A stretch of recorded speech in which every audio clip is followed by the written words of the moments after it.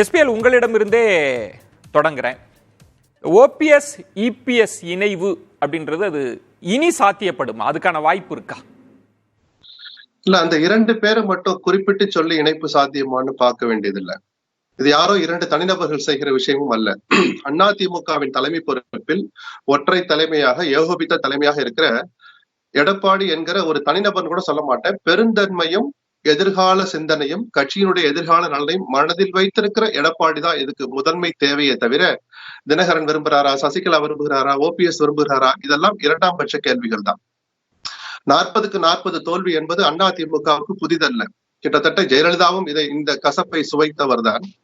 எடப்பாடியும் கூட இதை கிட்டத்தட்ட எதிர்பார்த்தா இருந்திருப்பார். ஆனால் எது அதிர்ச்சி அப்படின்னா, படுதோல்வியை சந்தித்த நேரங்களில் கூட ஜெயலலிதா அதிமுகவின் வாக்கு வங்கி 30% சுற்றியே மெயின்டைன் பண்ண வச்சிருப்பார். ஜெயலலிதாவை போன்ற மக்கள் தலைவர் அல்ல எடப்பாடி. இதை நான் சொல்லல, எடப்பாடியே பல நேரங்கள்ல சொல்லி இருக்கிறார். 25% தக்க வச்சிருந்தாருன்னா, ஒற்றை தலைமையாக இருந்து என்னால் இந்த இயக்கத்தை வழிநடத்திட்டு போக முடியும் அவர் தொண்டர்களுக்கு கொடுத்த அந்த வாக்குறுதி இன்னும் கொஞ்சம் மெய்ப்பற்றுக்கும்னு நான் நினைக்கிறேன். ஜெயலலிதா காலத்தில் வாங்கி 30% நீங்க ஏன் வாங்கல, நான் கேட்கல. 40க்கு 40 எப்படி நீங்க தோக்க விடலாம், நான் கேட்கல. ஜெயலலிதாவே இதை செஞ்சிச்சவர் தான். ஏன்னா இந்த இக்கட்டான சூழல்ல 1-2 வெற்றியை பெற்றுத்தான் நம்ம வாழ்த்து சொல்லியிருக்கலாம். ஜனநாயகத்துக்கு அது ஆரோக்கியமானது. அது இல்லைன்னா கூட வாக்கு வங்கி தக்க வைக்க தவறினால் அதிலிருந்து மீண்டு எழுவது அவ்வளவு சுலபம் அல்ல. வரவே வராதுன்னு நான் சொல்லல, அவ்வளவு சுலபம் அல்லன்னு நான் சொல்றேன். ஒண்ணு, வாக்கு சதவீதம் 20 அல்லது 21 குறைஞ்சது. ரெண்டாவது, நாடாளுமன்ற தொகுதிகள்ல 9 தொகுதிகள்ல அதிமுக அதன் அணி, அது ஆதரித்த அணி டெபாசிட் இழப்பதுங்கிறது அதிர்ச்சி அளிக்கக்கூடிய ஒரு விஷயம். ஜஸ்ட் லைக் தட் கடந்து போக முடியாது. இரண்டாவது விஷயம், 12 தொகுதிகள்ல அதிமுக 3ஆம் இடம் போனது. இதுவும் அவ்வளவு சுலபத்தில் கடந்து போற விஷயம் இல்லை. ஆனா இவ்வளவுக்கும் பிறகும் கூட அதிமுக இன்னும் அவ்வளவு சீக்கிரத்துல வீழ்ந்துடான்னு தான் நானும் சொல்லுவேன். இன்னைக்கும் அதிமுக பெரிய இயக்கம் தான். சரி, பெரிய இயக்கம்னு சொல்லிக்கிட்டே இருந்து தோல்வியவே சந்திச்சுக்கிட்டு இருந்தா எந்த இயக்கத்தின் தொண்டர்களுக்கும் ஒரு சோர்வு வரும், அயற்சி வரும், துவண்டு போய் விடுவார்கள். அந்த துவண்டு இருக்கிற தொண்டர்களுக்கு நம்பிக்கை அளிக்கிற மாதிரி கடும் விமர்சனங்களை பிரச்சனைகளின் அடிப்படையில எடப்பாடி மேல வைக்கிற நானே அவரை பாராட்டுகிற மாதிரி அவர் வெளியிட்ட அறிக்கையில ஒரு வரி இருந்தது, விஜயன். இந்த தோல்வி நம்ம இதுல இருந்து மீண்டு வருவோம், நமக்கு வெற்றி காத்திருக்கு, பல்வேறு சவால்களுக்கு இடையில நம்ம போட்டிட்டோம் அப்படின்லாம் சொல்லிட்டு, இந்த தேர்தல் முடிவுகள் 2026 சட்டமன்ற தேர்தலை நாம் எவ்வாறு எதிர்கொள்வது என்பதற்கான படிப்பினையும் கொடுத்திருக்கு. சில பாடங்களையும் படிப்பினைகளையும் நமக்கு கற்றுக் கொடுத்திருக்கிறதுங்கிற ஒரு வார்த்தையை ரொம்ப பெருந்தன்மையோடு வெளிப்படையாகவே சொல்லியிருக்கிறார். எந்த தலைவரும் இவ்வளவு வெளிப்படையாக ஒத்துக்க மாட்டாங்க. அவர் என்ன பாடத்தை கற்றுக்கொண்டார், என்ன படிப்பினையை கற்றுக்கொண்டார் அப்படின்றது ஒரு முக்கியமான கேள்வி. எஸ்பிஎல் அவரு தேர்தல் வாக்கு ரிசல்ட் அந்த எண்ணிக்கைக்கு முதல் நாள் போய் எடப்பாடியை சந்திச்சதா சொன்னார். பல்வேறு நெருக்கடிகளுக்கு இடையில சந்திச்சேன்னு சொன்னார். தேர்தல்ங்கிறதே நெருக்கடி தான் சார். நாங்கெல்லாம் போட்டியில இருந்து ஒதுங்கிக்கிறோம். எடப்பாடி தலைமையிலான அதிமுக 40க்கு 40 ஜெயிக்கட்டும்னு ஸ்டாலினோ மோடியோ அண்ணாமலையோ ஒதுக்குவோ நினைக்கிறீங்களா? எல்லா நெருக்கடியும் தருவாங்க, எல்லா விதமான ஆயுதங்களையும் உங்களுக்கு எதிராக பயன்படுத்துவாங்க. அதிலிருந்து மீண்டு சமாளித்து வருகிறவர் தான் தலைவர், வருகிறவர் தான் வெற்றியான கட்சி நம்ம சொல்றோமே தவிர, இவ்வளவு நெருக்கடி இருந்தனால நம்ம எள்ளி நகையாடல. தோல்வி சகஜம்தான், தோல்வியே சகஜம் அல்லங்கிறது மட்டும்தான் நான் சொல்றேனே தவிர, எந்த இயக்கத்துக்கும் எந்த தலைவனுக்கும் தோல்வி வெற்றிங்கிறது மாறி மாறி வரதை நம்ம ஏத்துக்கதான் வேணும். ஆனா இதுல இருந்து என்ன பாடத்தை கத்துக்கிறீங்கன்னு இருக்கு. KP முனுசாமி இவ்வளவு வேகமா ஓடோடி வந்து அதிமுகவை பற்றி பேசுவதற்கு எந்த தகுதியும் இல்லைன்னு சொல்றாரு. அப்படி பேசுகிற முனுசாமி என்ன பதவியில இருக்கிறார்? கட்சியினுடைய துணை பொதுச்செயலாளர் இருக்கிறார்.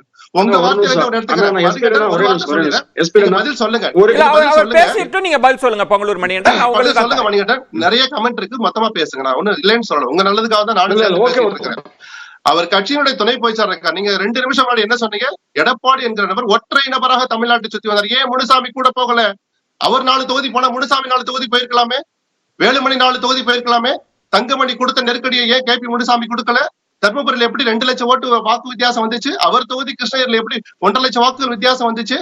இவ்வளவெல்லாம் செஞ்சுட்டு கட்சிக்கு உழைச்சிட்டு அவர் சொன்னாருன்னா அதிமுக பற்றி யாரும் கவலைப்பட வேண்டாம், எங்களுக்கு எங்களாலே காத்துக்கணும் சொன்னா நம்ம அதை ஏத்துக்கிடலாம். அப்படி இல்லைன்னா அனுகூல சத்துருங்கிற வார்த்தையை யாராவது யார் மீதாவது இந்த மாதிரி கருத்துக்கள் சொல்வதை பார்த்து சொன்னால் அதை புறந்தள்ள முடியாது. அதை முதல்ல எனக்கு ஒரு கேள்வி இருக்கு. ஓபிஎஸ் அவர்கள் பொங்கலூர் மணிகண்டன் சொன்ன மாதிரி கட்சிக்குள்ள இருந்து கொண்டே ஒரு பாஜக ஆதரவு நிலைப்பாடை எடுத்துக்கிட்டு இருக்கிறார். அது அன்றைக்கே விமர்சனமானது. இவர்களெல்லாம் வச்சுக்கிட்டு கட்சியில பயணிச்சா குழப்பம் தான் ஏற்படும்ன்றார். ஏன் இவங்களை சேர்த்துக்காம கூட்டணி வியூகத்துல வெற்றி பெற முடியாதா? 2026ல ஓபிஎஸ் கட்சிக்குள் இருந்து கொண்டு பிஜேபி ஆதரவாளராக இருந்தார் என்றால், அன்றைக்கு எடப்பாடி பிஜேபி எதிர்ப்பாளராக தன்னை அடையாளப்படுத்திக் கொண்டாரா? எங்கேயாவது அதை பதிவு பண்ணிருக்கிறாரா? ஏதாவது ஒரு ஆதாரத்தை சொல்ல முடியுமா? கட்சிக்குள்ள பல்வேறு கருத்துக்கள் இருக்கும். இன்னைக்கு வேலுமணி சொல்றாருல வெளிப்படையா, அதிமுக பிஜேபி இணைந்து சேர்ந்திருந்தா 30-35 தொகுதியில் வெற்றி பெற்றலான்னு. இதை வேலுமணி பூட்டிய அறைகளுக்குள்ள எடப்பாடி கிட்ட சொல்லி இருப்பார்.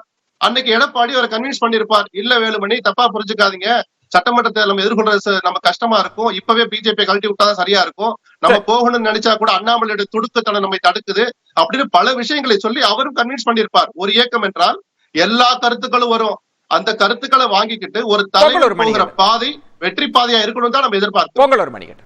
இல்ல அண்ணன் எஸ் பி லட்சுமணன் மிக மூத்தவர், அவருக்கு ஒரு தெளிவான விஷயத்தை அவங்க உணராம இருக்க முடியாது. அதாவது இந்த தேர்தலில் திமுக எப்படி பணம் கொடுத்ததுன்னு பாருங்க, ஒவ்வொரு வாக்காளருக்கும். அதே மாதிரி பாரதிய ஜனதா கட்சி ஒரு பைசா கூட செலவு செய்ய மாட்டேன்னு ஆனா தனியா சொல்ற மனசாட்சியா சொல்லுங்க ஆனா லட்சுமணன் சொல்லிட்டு, பாரதிய ஜனதா கட்சி ஒவ்வொரு பட்டியலின மக்கள் உள்ள காலனிக்கும் 1.5 லட்சம் 1 லட்சம் கொடுத்தாங்க இல்லையா? அதாவது பொள்ளாச்சி தொகுதியில் மட்டுமே 92 கோடியை சக்கரபாணி செலவு பண்ணாரு இல்லையா? எங்க மிக ஒரு தொகுதிக்கு 100 கோடி திமுக செலவு செய்து அதிமுக செலவே செய்யாமல் 1 கோடி வாக்குகள் வாங்கிட்டு சொன்னா இதுதான் மிகப்பெரிய வெற்றிங்க. நீங்க சொல்றது அது என்ன ஆதாரம் அவங்க மறுக்கலாம், அதற்குள்ள இல்ல நீங்க ஆதாரம் இல்ல, எல்லாத்தையும் மற்ற விஷயமா தெரிஞ்சு வச்சுங்க. எல்லாரும் தெரியும் பேச முடியாது. ஏன்னா வாக்காளர் அளிக்கிற பணத்தை யாரும் வெளிப்படையா எழுதி கொடுத்து இவ்வளவு கொடுத்தான்னு சொல்றது இல்ல, எழுதி வாங்குறது இல்ல. மறுக்கலாம் எனக்கு என்ன ஒரு கேள்வினா தெரிஞ்ச உண்மையே இல்ல சொல்லலாம். இல்ல ஒரே ஒரு கேள்வி மட்டும் என்ன அனுமதிங்க பொங்கலூர் மணிகண்டன். எத்தனை தேர்தலாக நீங்க தோல்விக்கான காரணங்களை மட்டும் பேசிட்டே வரீங்க? பொய் வாக்குறுதி கொடுத்தாங்க, முட்டாய் கொடுத்து ஏமாத்திட்டாங்க, ஊரக உள்ளாட்சியில ஏமாத்திட்டாங்க, தொடர்ந்து காரணங்களை அடுக்குறீங்க. திமுக இப்படி செஞ்சிருச்சு அப்படின்னு சொல்றீங்களே தவிர நீங்க மீண்டெழுவதற்கு என்ன செய்யறீங்கன்றதுதானே கேள்வி. காரணங்கள் மட்டும் போதுமா? விஜயன் சார், நீங்க தெளிவா உங்களுக்கு தெரியாத விஷயம் இல்லை. இப்போ அதிமுக 2021 3% வாக்குல தோல்வியை தழுவிய பிறகு அந்த 3 ஆண்டுகளில் அதிமுக நிலை என்னன்னு பாருங்க. எதிர்கட்சி பணியும் செய்ய வேண்டும், உட்கட்சி பிரச்சனையை சமாளிப்பதற்கே 3 ஆண்டுகள் முடிந்து நாடாளுமன்ற தேர்தல் முன்புதான் சின்னமே உறுதியாகுது. அப்ப அது வரையில என்ன பண்ண நீதிமன்றத்தை போயிட்டு இருந்தோம். இப்ப கட்சியில யாரையெல்லாம் இணைக்கணும்னு சொல்றாங்களோ அவர்கள் எல்லாம் 3 ஆண்டு காலமும் இந்த கட்சியை முடக்குவதற்கான முழு பணியையும் முழு கவனத்தோடு பண்ணாங்க இல்லையா? சமாளித்து வாக்கு ஓகே புரியுது. உள்ளுக்குள்ளே இருந்து குழப்பத்தை பண்ணிட்டே இருக்காங்க.